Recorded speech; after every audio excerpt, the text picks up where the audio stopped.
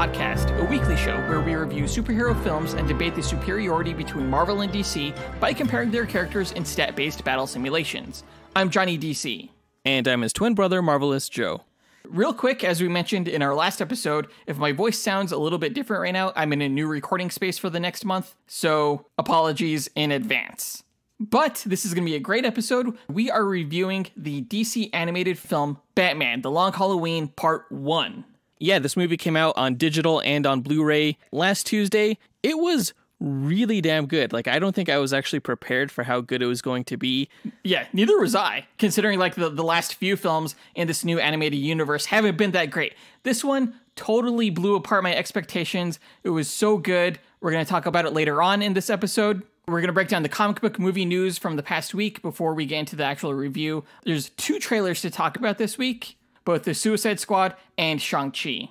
As always, we list our segment times in our episode description, so feel free to check out the show notes if you want to skip ahead to a particular topic. And it's that time again, guys. If you've been listening to our show for the past month and a half, you know that we've been heavily plugging our Patreon to you listeners, mainly as a way to monetize the show to avoid us from going behind a paywall through Apple Podcasts and Spotify, which now let podcasts do that. So we're pleading with you guys, please help us reach 100 patrons before the Black Widow movie comes out, which is just in a couple of weeks, so you guys don't have a lot of time. Our tiers start at $2. We also have a $10 and an $18 tier. The $2 tier gets you bonus content. The $10 tier gets you Marvel vs. DC pin sets every other month. And the $18 tier gets you executive producer status with all of the preceding benefits. We have a lot of fun with our patrons. We chat with them all the time on Discord. We play Fortnite. We watch movie watch-alongs. We just finished our first movie watch-along this past Saturday where we watched Batman Ninja with our patrons. It was a blast. Good times. You guys definitely want to join that. Yeah, next month we'll be watching Thor Ragnarok. Right now we are at 46 patrons, which is so close to our initial Patreon goal of 50 patrons, at which point we start doing a bonus episode every month. But since, we're down to the wire, it's not time to mess around. Despite the fact that we haven't hit 50 patrons yet, Jonathan and I will, regardless, be releasing a bonus episode of this podcast for the month of July. So if you're looking for more Dynamic Duel podcast content, join our Patreon and get more from this show. We only need less than 1% of our total listener base to actually sign up for Patreon in order to keep this show from going behind a paywall. When we ask you to join our Patreon, we are speaking specifically to you. Be that hero. Join us on Patreon and help this show stay free. We do want to give a shout out to our newest patrons, Harrison Fox, Stephen Fusinski, and Nick Abanto. And we want to wish a happy birthday to our patron, Richard McGrew's boy, Bear, who just turned 2 years old. Happy birthday, Bear. And while we're giving shout outs, we also want to say thanks to Long Halloweeny, E. Lehman Q, and Sarah Mojicorn for leaving us reviews on Apple Podcasts. But with that out of the way, quick to the No Prize. A No Prize is an award Marvel used to give out up until the 90s to fans. Our version, the Dynamic Duel No Prize, is a digital award we post on social media that Jonathan personally draws for those who we feel gave the best answer to our question of the week. Last week we asked you guys, who do you think will be the villain of the upcoming Flash movie? And we got quite a few answers, so let's go ahead and go through our honorable mentions as well as the No Prize winner. Our first honorable mention goes to Quinn Smith, who said, "Hey, this is Quinn Smith. I think that the villain in the upcoming Flash movie will be the studio interference, because Warner Brothers always messes with DC movies and ruins them before they have the chance to get off the ground." I mean, I want to be mad at that answer, but also it's kind of true. Yeah, it seems like Warner Media's greatest enemy when it comes to DC films is Warner Media. They have sabotaged so many of the DCEU films, it's not even funny. They just don't have enough faith in the property, and I think a lot of that has to do with them really not being fans of the property, or not getting producers that are truly fans and having faith in the property. I'm really hoping that Warner Brothers learned their lesson after the whole Snyder Cut debacle, but we'll see. Yeah, hopefully Andy Muschietti is more of like a James Wan than a Zack Snyder. Thanks for your response, Quinn. Love the cheeky answer. And speaking of cheeky answers, our next honorable mention goes to Brandon Estergaard, who said, "Hey twins, it's a little sweet. I think that the Flash is going to have 2 main villains, one being the critics, and the second being crybaby Marvel fanboys." Right? Those crybaby Marvel fanboys are like the bane of my existence. I mean, us Marvel fanboys are not going to be crying if the critics don't like The Flash. We're going to be laughing, actually. And I'm just going to be waiting for the Muschietti cut. Probably. That's so cynical. This is going to be good. I have faith in the project. I do, I swear. Our final honorable mention goes to Miggy Matangian, who said, Hey guys, this is Miggy, and even though the movie seems to be more like Crisis than Flashpoint, I'm still hoping that the villain will be Reverse Flash. I'm thinking the movie will borrow a lot of elements from the Button story, and I'm thinking the movie will start with Bruce and Barry hanging out when Eobard attacks them, and they have to go after him and explore the multiverse because of it. So The Button is a relatively new comic story. It involves the Flash, it involves Batman, it involves, going through the multiverse, and it involves Professor Zoom, or the Reverse Flash. is there a difference between Professor Zoom and Zoom? Yeah, Zoom was a Wally West villain, and Professor Zoom is a Barry Allen villain. Both of them are Reverse Flashes. Gotcha. Although things get kind of confusing in the New 52, but we're just going to ignore that. Because we know they're exploring the multiverse, and because we know Professor Zoom is like this anomaly within the time stream and one capable of traversing through dimensions, I think it makes most sense out of all of Barry's rogues for it to be him. I mean, technically, I guess you could do like Mirror Master or something, but he's not as iconic a villain as Professor Zoom. Yeah, Professor Zoom certainly sounds like the best answer. Certainly, again, the most plausible, and also the safest answer for this particular response. But our No Prize winner gave a less plausible answer, but also pretty interesting one. Before we name the winner, we want to give a shout out to Eli Morehouse and Hari. Thank you guys so much for visiting our website and taking the time to leave an answer. But the No Prize winner for this question of the week is Mitch Woodward, who said, Hey guys, Mitch Woodward. I think Captain Cold could be the villain in the upcoming Flash movie. Mr. Snart was in some Flashpoint stuff as Citizen Cold, and we haven't had an Ice Trait character in a DC film since Mr. Freeze. Love the podcast, guys. Keep up the good work. Maybe he could have a line that says, "It's not getting hot in here. I'm Captain Cold." I am getting that hot. I'm going to keep my clothes on. Oh my gosh. Love it. And while Captain Cold is certainly not the most plausible answer, this was certainly the most entertaining answer. And also, Captain Cold is one of the Flash's most popular and most formidable villains, so it's not out of the realm of possibility. Yeah, I would say next to Zoom, Captain Cold is probably the Flash's chief rival antagonist, since he's the leader of the Rogues. And if you're going to do Captain Cold as the villain, why not do the entire Rogues as the villains? That would be cool. Maybe they'll do that for the sequel. I hope so. I hope to one day see them on film. That would be fantastic. Congrats again to Mitch Woodward for winning this week's No Prize. If you, the listener, want a shot at winning your own No Prize, stay tuned to later on this episode when we'll be asking another question of the week. And now that that's done, on to the news.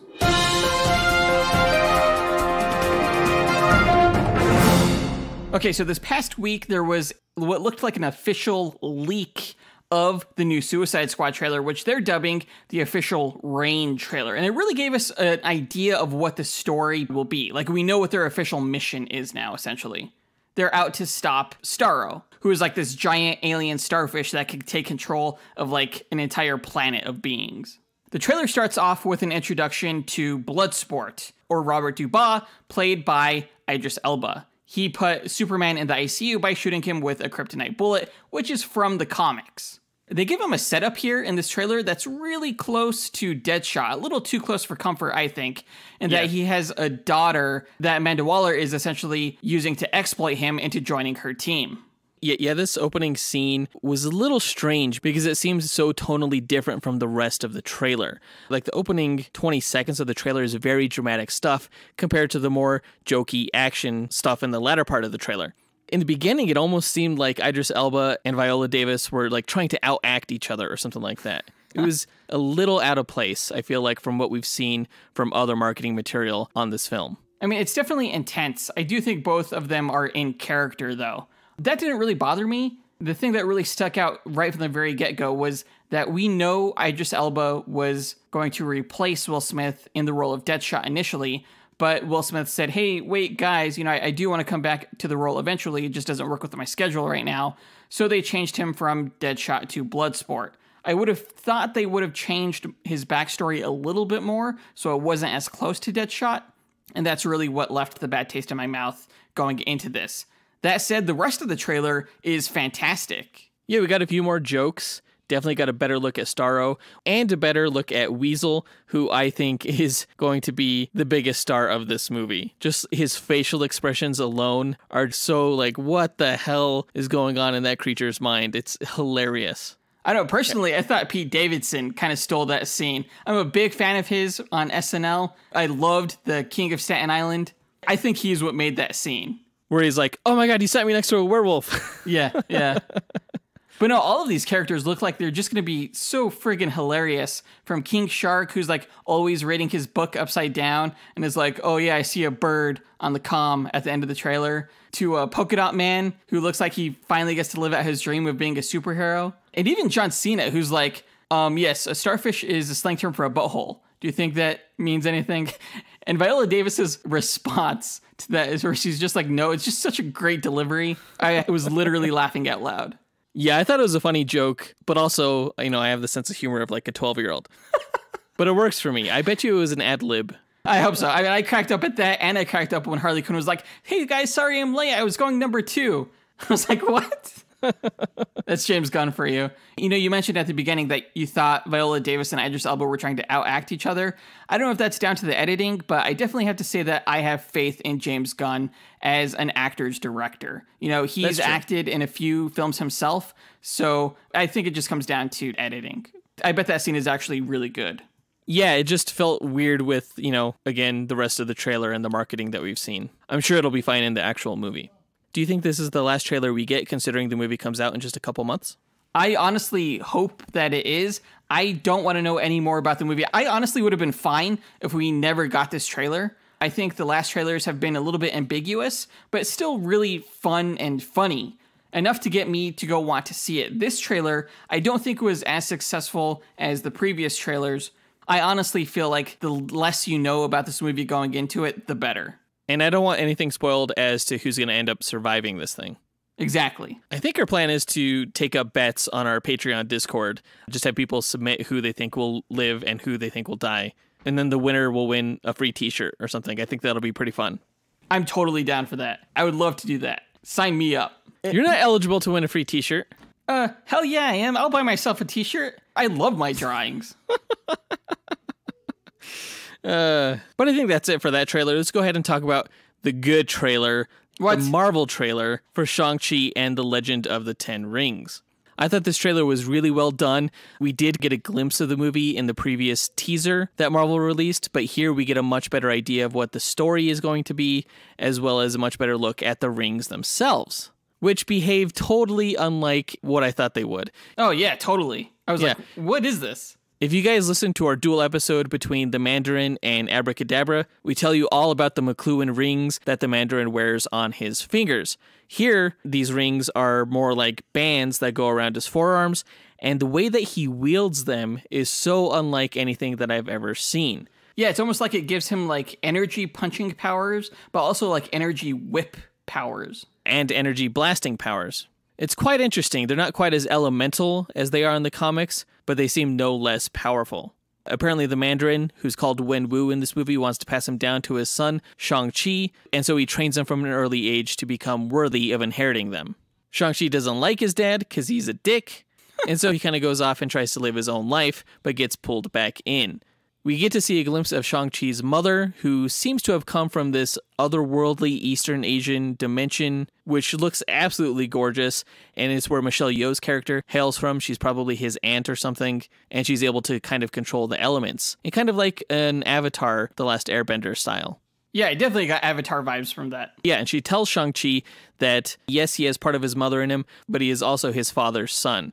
So it seems like part of the struggle for the protagonist for this film is whether or not he's going to join the light side or the dark side, a la Luke Skywalker in the Star Wars films. And that's really cool. I mean, obviously he's going to choose the light side, but it'll be cool still to see that struggle. And it seems like good and bad have their own energies in this film, which are kind of like color-coded, because in one of the final shots of this trailer, we see Shang-Chi fighting for control of the rings with his father, and when his father controls the rings, they emanate this like bluish-purple energy, and the rings that Shang-Chi is wielding emanate this like golden-orange energy. Yeah, the trailer kind of implies that he may get the ability to control the bands from Fin Fang Foom, who I think makes an appearance underwater. I'm not sure if that's that dragon, though. Yeah, there's definitely a dragon. We don't know if it's Fin Fang Foom from the Marvel Comics. The movie calls him the Great Protector. I'd be surprised if they actually refer to him as Fin Fang Foom in this movie. But regardless, we will be doing a duel between Fin Fang Foom and Starro after this movie comes out. So look forward to that. Honestly, that's like my most anticipated matchup that we're going to be doing this summer. Yeah, it's going to be awesome, hopefully. But the rest of the trailer, it's a lot more action shots. The cinematography and the colors look amazing for this film. But the most surprising thing, the thing that made my jaw drop and my head explode, was the shot of the Abomination fighting Wong in a cage match in a tournament in this film. I totally did a double take. I was like, what? Is that Abomination? Came out of nowhere. Like, who thought the Abomination would be in this movie? Of course, he looks different from how he looked in The Incredible Hulk. He looks a lot more like his comic book counterpart. My guess is that since the Abomination was still such a new creature by the end of The Incredible Hulk, he still had a little bit more mutating to do before he reached his final form, including growing those fin ears on the side of his head and turning more of a greenish hue. I honestly don't think they need to justify why he looks a little bit different. I mean, Mark Ruffalo's Hulk looks very different from Edward Norton's. Right, and when people saw this, I was surprised at how many fans were confused as to whether or not The Incredible Hulk is actually part of the MCU. It is. Tony Stark was in the movie, General Ross was in the movie. They've both made subsequent appearances. It was just a recast from Edward Norton to Mark Ruffalo and a redesign of the Hulk character. But Mark Ruffalo even admits in the Avengers movie that he almost broke Harlem in a reference to the Hulk versus Abomination fight. But I want to know how the hell Wong is going to stand a chance against Abomination. Like, sure, he can create his, like, mystical shields and everything like that, but I feel like he's just going to become a fucking smear. And if he's not at the end of this match, then they're doing the Abomination a huge injustice. I don't know about that. I was going to say, how does Abomination hold up to magic? I mean, doesn't Wong wield, like, the Wand of Watum or something like that? Yeah, but I just think Abomination is way too strong for Wong or Shang-Chi. He's stronger than the Hulk. Yeah, I mean, Wong definitely holds a better chance than Shang-Chi, in my opinion. I'm really curious to see how this plays out. I heard that we're going to be getting other MCU cameos within this fighting tournament. I'm really curious to see who's going to show up. Why don't you see, like, Logan show up or something like that? That would be awesome. Oh my god. Wishful thinking. Totally. But you never know. I guess we'll find out when the movie comes out on September 3rd later this year. And before that, we're going to get the Suicide Squad in August. The better movie, the better trailer. Oh, you think so, huh? I do, and that brings us to our question of the week. Which was the superior trailer this past week? The Suicide Squad or Shang-Chi, and why? Record your answer at dynamicduel.com by clicking on the red microphone button in the bottom right-hand corner, which will prompt you to leave us a voicemail. Your message could be up to 30 seconds long, and don't forget to include your name in case we include you on the podcast. We'll pick our favorite answer and draw that person a Dynamic Duel No Prize that we'll post to social media. Be sure to answer before July 3rd. But I think that does it for the news for this episode, so let's go ahead and get into our main event, where we review the newly released DC animated film, Batman: The Long Halloween, Part 1.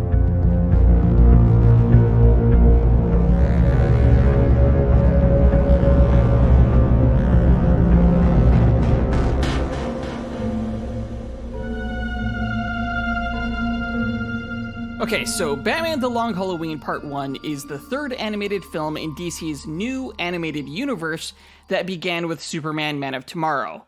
It's also the first film in a two-part series that adapts the mid-90s comic book of the same name. The comic, written by Jeff Loeb and illustrated by Tim Sale, was created to be a sequel of sorts to Frank Miller's Batman Year One comic book run from the late 1980s, which was also adapted into an animated film in 2011. The Long Halloween has long been considered a seminal Batman work. It's a murder mystery, and also that tells the story of Harvey Dent's fall from grace, while incorporating many of Batman's popular supervillains. Because the story is a mystery, I strongly recommend not listening to this review if you have not seen the movie or read the comic book, because we will be talking about spoilers. Although that being said, we still don't know who the holiday killer is by the end of part 1. I assume that we're going to learn that in part 2, which comes out in a few months. Even if you've read the comic, there were still some really big surprises here. I have no idea how the second part of this story is going to turn out in part 2. I'm really looking forward to it, though. I think if you're a Batman fan, I strongly recommend this film. It is among the best, if not the best, on-screen adaptation of Batman ever. Yeah, and that includes movies like Under the Red Hood and Assault on Arkham. I literally, the first time I saw this movie, really had nothing to criticize about it. And I'm totally aware of how many great Batman films and TV shows have been made. This film, however, truly captures the spirit of the comics and manages to elevate its already profound source material in a way that I found very surprising. It may have helped that my expectations for this film were pretty low going into it. Like I mentioned earlier, the 2 prior DC animated films within this new universe were pretty disappointing. Both Superman Man of Tomorrow and Justice Society World War II didn't quite meet the mark, I felt. Yeah, this movie blew those movies out of the water. It was incredible. I myself was just surprised at how cinematic this new art style could be. It felt like you were watching a movie, like The Dark Knight. Between the lighting, the cinematography, and the movement. The movement could sometimes be a little bit stiff, but for the most part, it worked really well. Yeah, and we've praised DC's new computer animation style before in our reviews of Superman and Justice Society, but I feel like this is the best looking film of the 3. It borrowed a lot from Bruce Timm's animated series aesthetic, with its color palette, neo-Gothic architecture, mid-century fashion, and underlit cityscapes. The skies have ink-washed textures. It's gorgeous and really clean. It's the best animated Batman has ever looked. I agree, definitely. Except maybe Ninja Batman? That is probably, the one exception. Just watching that again for the movie watch-along, that movie's beautiful. As is this one. And this film not only nailed the detective noir tone of the comic, but it successfully captured the Godfather-esque gangster genre qualities that were also prevalent in the source material. Yeah. In fact, the film even expanded on those parallels and, in my opinion, improved upon Jeff Loeb's and Tim Sale's work because we got to see more story. It may be cliche of me to say this, but the film is, quite literally, the Godfather of Batman films. It's true. You're not wrong. I've never seen a piece of Batman media really nail like the crime noir tone better than the Dark Knight film. But this one does it even better, I think, because it's a lot more atmospheric. Yeah, for sure. And like the Godfather saga, or at least the good films in that saga, the story can't be contained to one film. The Long Halloween screenplay was written by Tim Sheridan, who said that originally the plan was for the film to be one movie, and he was like, absolutely not. There's no way to capture the tone and themes of the comic book if you have to cram it all into one film. And I commend Sheridan for really pushing that this be multiple films, because it allowed him to incorporate scenes into the story that are not only organic, but delve deeper into the story's characters and develop them further, specifically the characters of Harvey Dent and Carmine Falcone. There are scenes in this film between Harvey and his wife Gilda and Falcone and his son Alberto that really flesh out those characters a bit more than in the comics. Scenes such as Harvey talking with his wife in the backyard. In the comics, Harvey gets home and the house blows up right away, so that scene didn't exist. There's also the scenes of one of Falcone's men getting thrown down the stairwell, or Falcone choking out his own son, or saying Bruce Wayne was the son he never had, that also weren't in the comics, and as I watched them, all I could think was, man, those scenes should have been in the comics. I'm really glad we got more time with the story, and I think this is just more of sort of like the streaming nature of our current content consumption that allows you to do long-form storytelling. Yeah, a little bit more episodic. You could argue that the added scenes take away from more Batman appearances in the film, or that the pacing of the film isn't as exciting as other superhero fare, but I've also had people tell me that they thought The Godfather was boring, at which point I'm just forced to deliver like a Sunny-style beatdown, because they're wrong. Yeah, I have also heard some people say that this movie, The Long Halloween, might be a little bit boring, but to that I say, take your ADD medication. Jeez. Some things deserve a slow burn and understatement. This is definitely one of those films. And it feels different from your standard superhero fare because it's not superhero fare. It is a crime murder mystery. Exactly. I mean, there could have been a little bit more action. There were actually a number of fight scenes from the comics that weren't included in this movie, like between Batman and Catwoman or Batman and Solomon Grundy, that I would have loved to have seen. But the film maintains its pace by delivering something new and interesting about every 10 minutes, which is pretty standard for a well-paced movie. Things like the holiday murders, house explosions, building fires, and even interrogation scenes keep things interesting without always resorting to a fight scene. I think this movie understood that Batman could never beat Solomon Grundy in a fight, so they just didn't even try to touch that. He maced him in the comic. Oh my god. It worked. Solomon Grundy is like DC's Hulk, kind of. There's no way. Just mace the Hulk. It would totally work. No. I mean, if viewers do have an issue with the pacing, it could be due to Tim Sheridan's choice to split the two films not at the 6-month mark, which seems like it would make most sense considering the story takes place over the course of a year, but at New Year's Day. So this film roughly takes place over the course of 2 months, leaving the remaining time from Valentine's Day to next Halloween to be covered in part 2.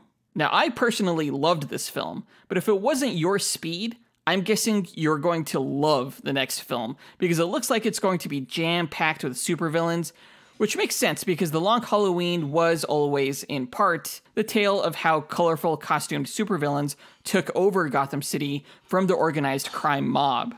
Part 1 is sort of the normal face of Harvey Dent, and Part 2 will be the scary, crazy side as we witness the birth of Two-Face. Yeah, the really only colorful costumed criminal that we got in this movie was the Joker.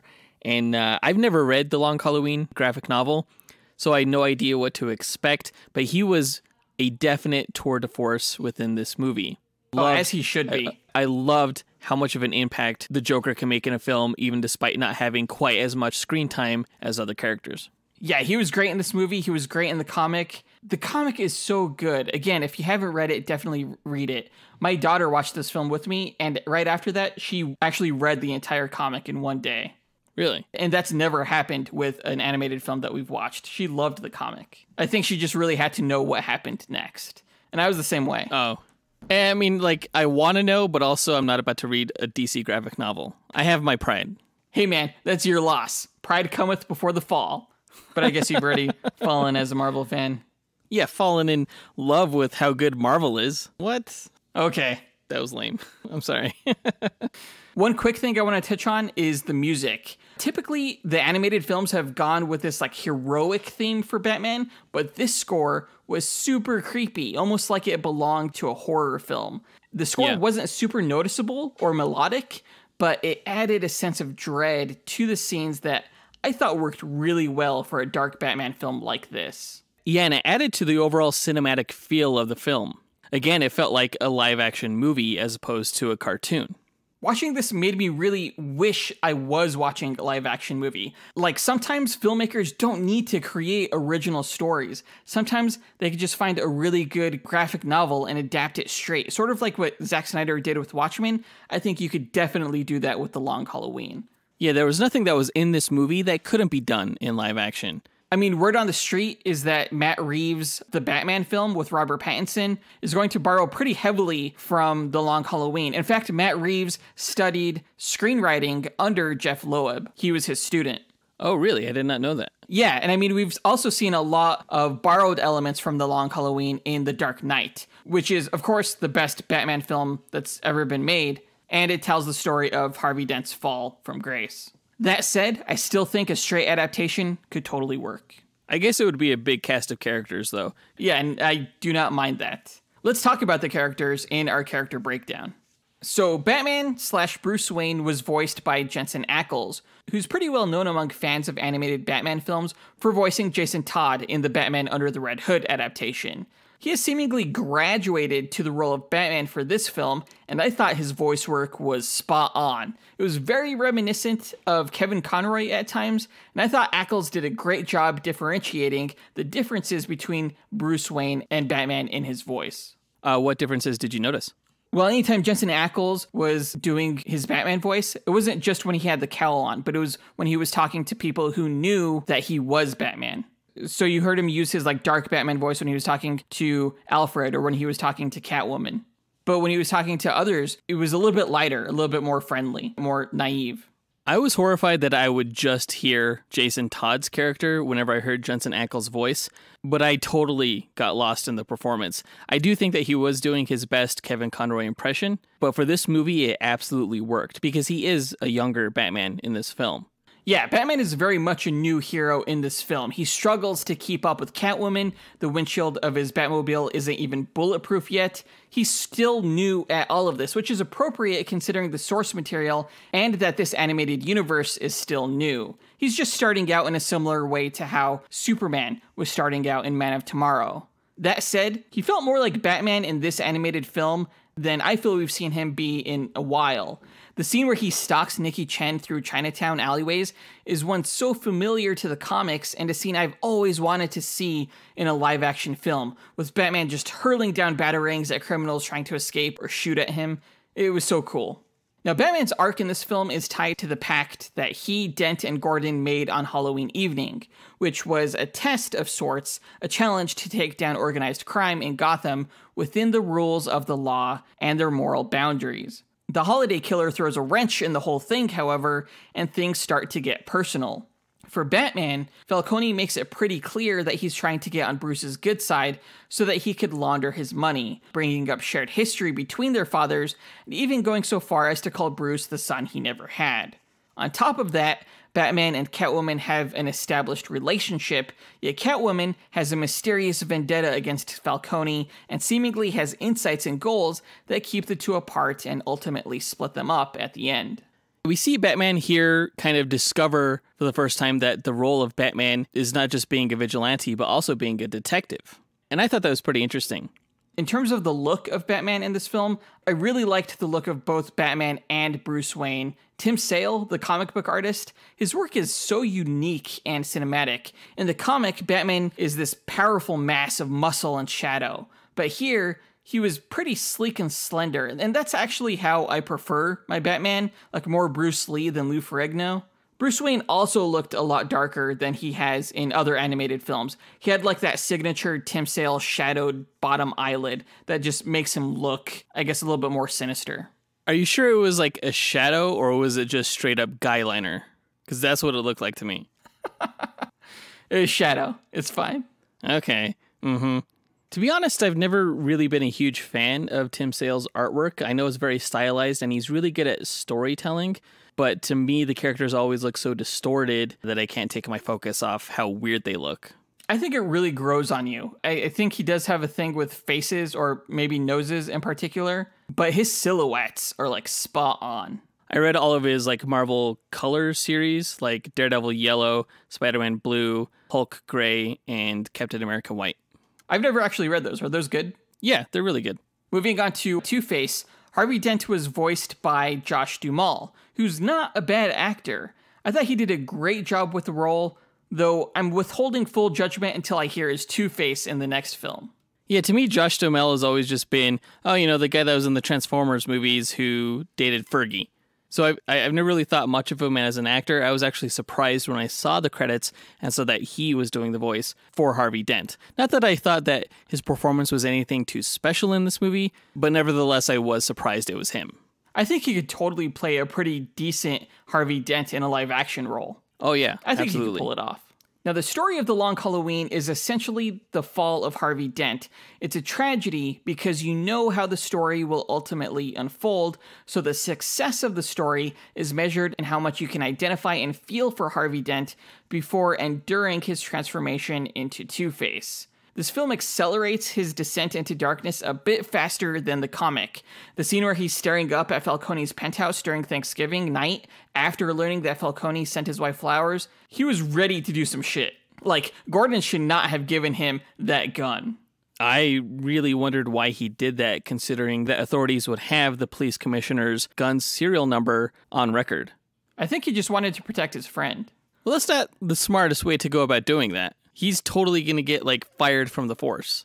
maybe. There are some great layers of dramatic irony to Harvey's story, like Batman saying two heads are better than one and giving him the two-headed coin.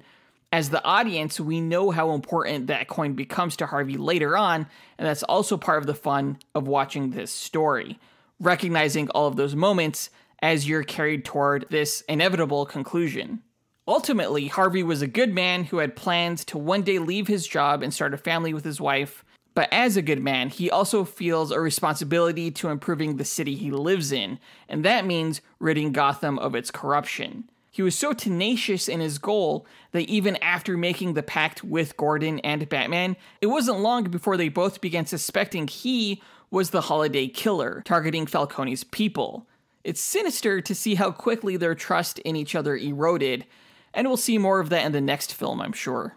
Well, Harvey Dent isn't the most stable guy. I think that's pretty recognizable on all parties' accounts. So it makes sense that they wouldn't trust him. Definitely has like an anger management problem. And of course, motive for being the holiday killer. I mean, they all kind of had motive. I kind of feel like they kind of ganged up on Harvey. I didn't think it was quite fair.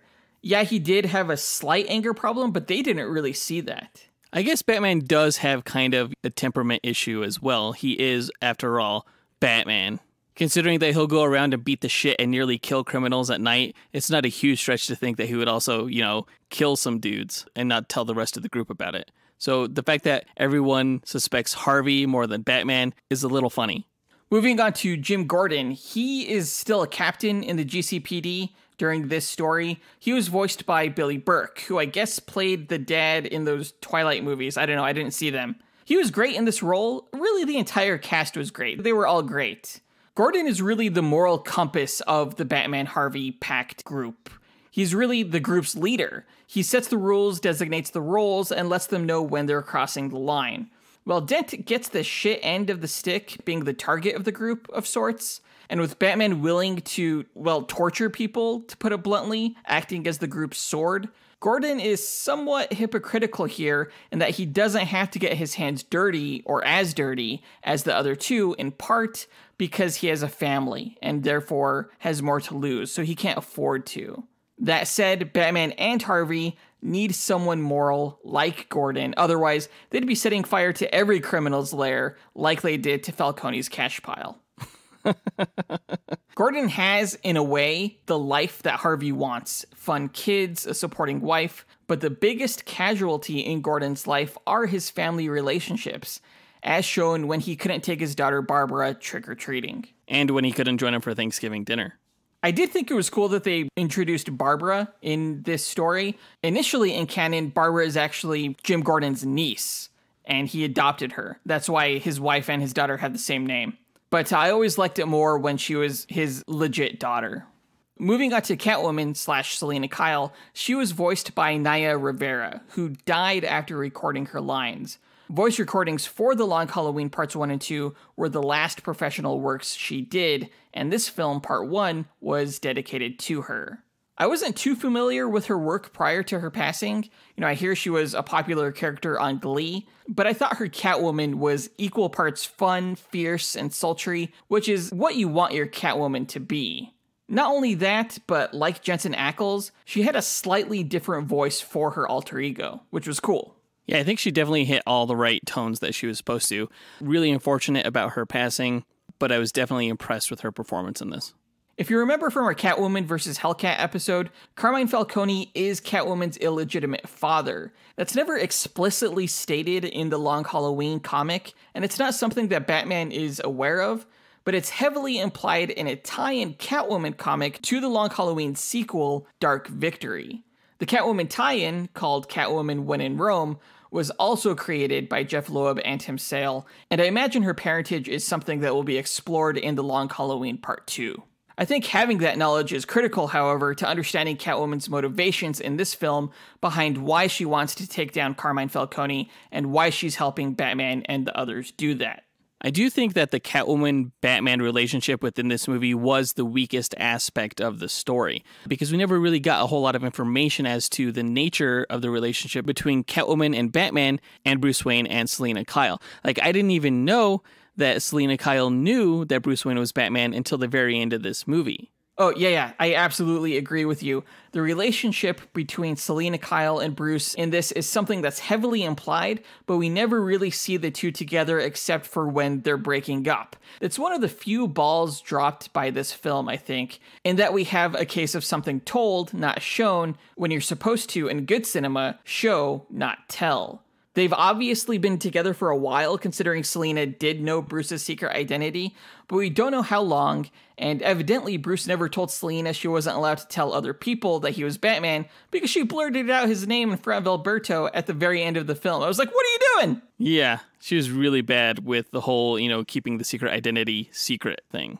I wonder if they consciously chose not to delve too much into the relationship, considering it played such a big part in the Hush animated film and comic book. I don't know if I buy that because it was also a pretty big part of The Long Halloween as well. There's definitely some scenes that were cut between just Bruce Wayne and Selina that weren't in this film. Of course, in the Long Halloween comic, Bruce and Selina don't know about each other's alter egos, and that's why they'll actually come to blows in costume.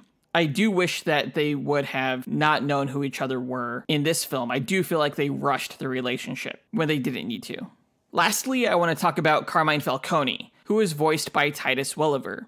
The character design in this film I thought was a fantastic combination between Falcone's look from the comics and Marlon Brando. He just had a set of jowls on him that made him look a little bit tougher, And he also had that trademark facial scar that he got from Catwoman during Batman Year One. One day, we're going to review that film. It's also one of my favorite Batman stories.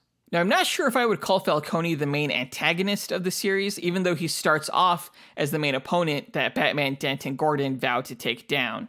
Holiday is really the main antagonist, but by the end of the first film, the audience still doesn't know who that is. In a way, Carmine is the victim of this whole story because it's his family and people that are being targeted. I think the relationship in this film between him and his son Alberto was one of the biggest, as I mentioned earlier, improvements to the comic storyline. In the comic, Falcone really paid almost no attention to Alberto. Alberto was always just kind of in the corner. In this film, they really established that Alberto is a source of shame for Falcone. And I think that really will play an important role going forward if you're familiar with the comic. I don't know. I feel like the whole Falcone-Alberto relationship was the story's biggest red herring. Now, in any good murder mystery, you're going to want to have red herrings so the audience doesn't know who to suspect, right? But they spent a lot of time establishing the whole Falcone-Alberto dynamic, only for it to be for naught by the end when Alberto gets shot and then chopped up by a boat propeller. This is still an incomplete story. Those of you who read the comic sort of have a better idea of what's going on. But speaking of the plot breakdown, let's get into that. The film starts off with Carmine Falcone making an appeal to Bruce Wayne, who makes his first stand against working with Falcone. During the opening credits, we get glimpses of the gang warfare of Gotham City and Batman, Gordon, and Dent working to combat it. Yeah, these opening credits were so stylized and so cool. They were very reminiscent of the gangster films that you'd watch, like Mulholland Falls or something like that.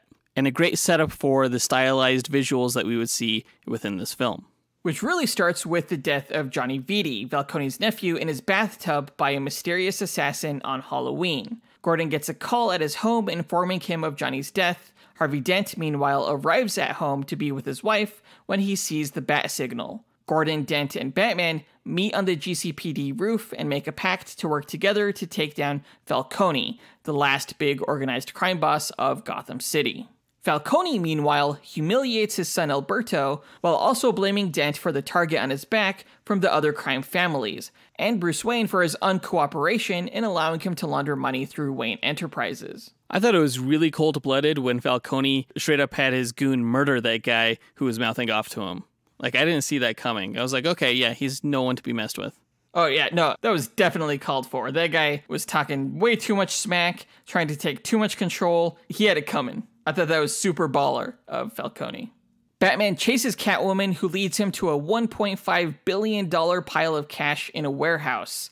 Dent meets Batman there, and together they decide to burn Falcone's cash. Dent returns home to his wife, only for his house to explode due to a bomb planted by Triad member Nikki Chen, who was hired by Falcone. And that explosion was a huge surprise. I didn't see that coming. Again, that sort of takes place at a different time in the comic. So yeah, it was a surprise. I thought that explosion was going to be the one that kind of like took away half of Dent's face, but it wasn't. And I'm glad it wasn't, because we get to see more character development with him as Harvey Dent now. Well, don't you remember how Harvey Dent becomes Two-Face? It's from acid, not from an explosion. Right. Well, I mean, it like depends on what media you're watching, right? Like in the live-action Dark Knight film, it was through an explosion.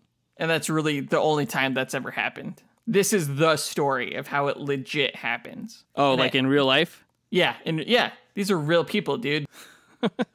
So after the explosion 1 month later on Thanksgiving, Batman chases down Nikki Chen and gets into a fight with Triad members in Chinatown.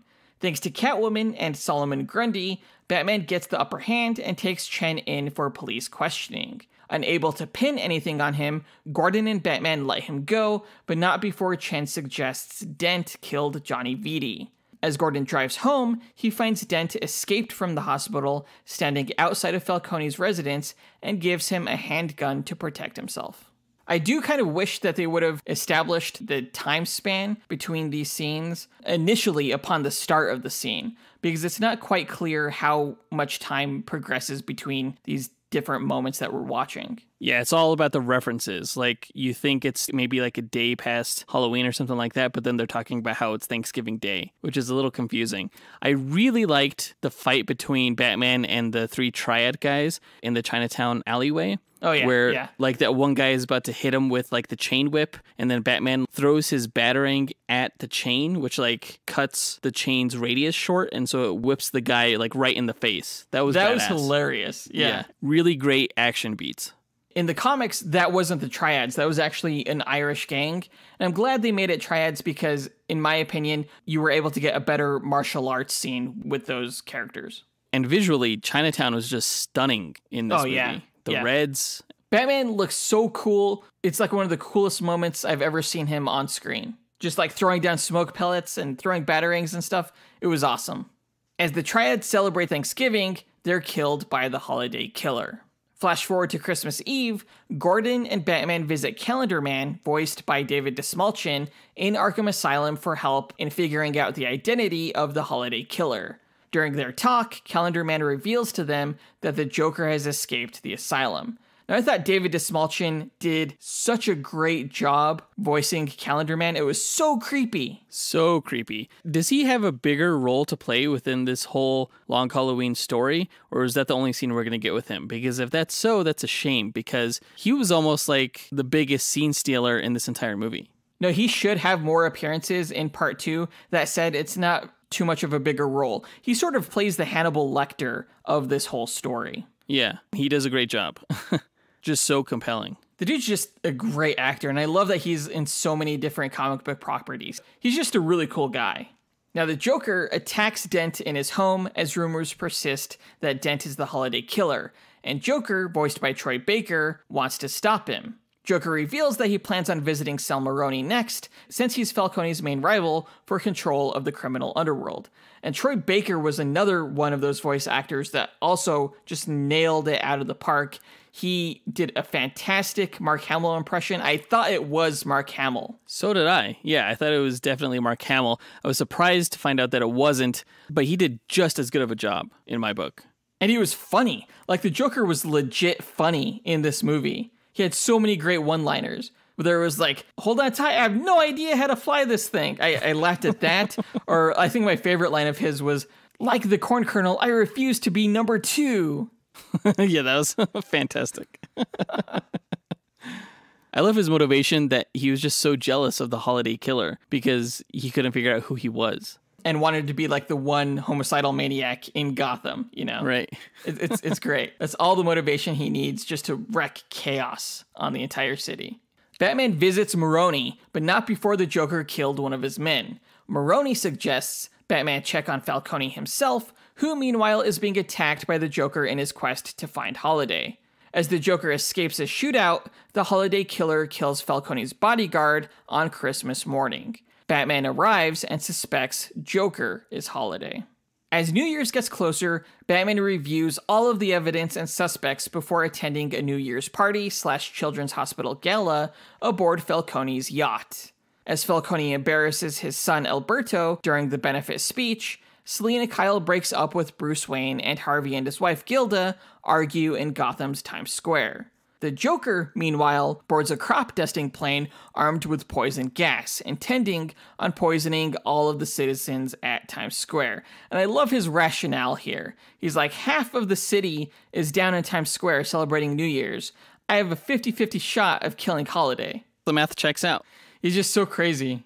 Batman grapples his way onto the plane, and in the scuffle, with the Joker's help, deduces Alberto is the Holiday killer.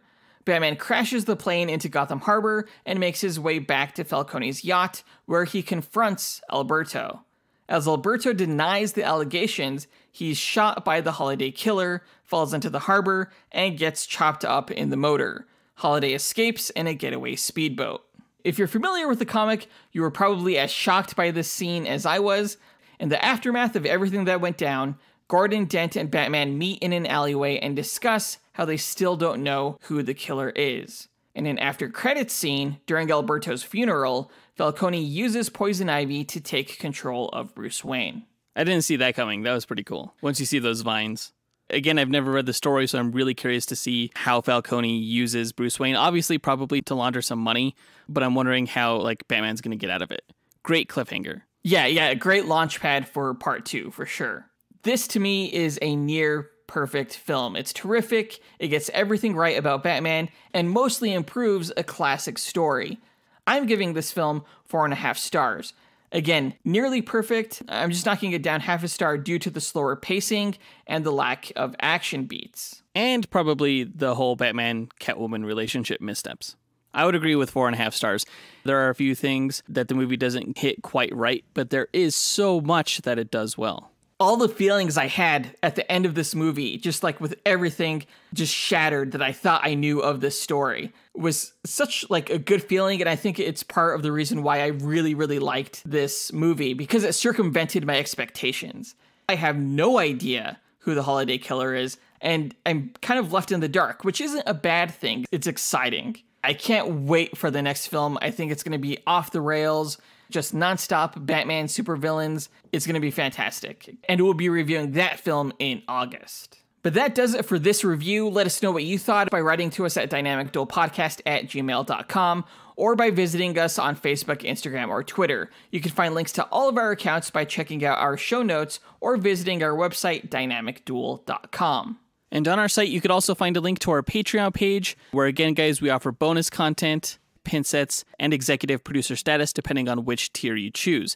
As we mentioned earlier, Jonathan and I will be recording a bonus episode of this podcast every month, exclusive to our patrons, starting in the month of July. So if you want access to that, definitely join up with us before then, and definitely join before our Black Widow review comes out in mid-July, because by that point, if we don't reach 100 patrons, which is 1% of our listenership, Jonathan and I will be moving our show to a paywall so that we're not just tossing money away. In our next episode, in lead up to our review of Black Widow, we will be pitting Taskmaster against Prometheus. That means there's just one episode left before we need to hit our 100 patron mark. Now is the time to get in on that. We're going to have a lot of fun with this Prometheus Taskmaster duel, and we're going to learn all about the characters. So tune in next week. But that does it for this episode. We want to give a big thanks to our executive producers Ken Johnson, Jace Crump, John Starosky, John Speas, Zachary Hepburn, John Bechinina, and Stephen Lovato for helping make this podcast possible. And we'll talk to you guys next week. Up, and away. True believers,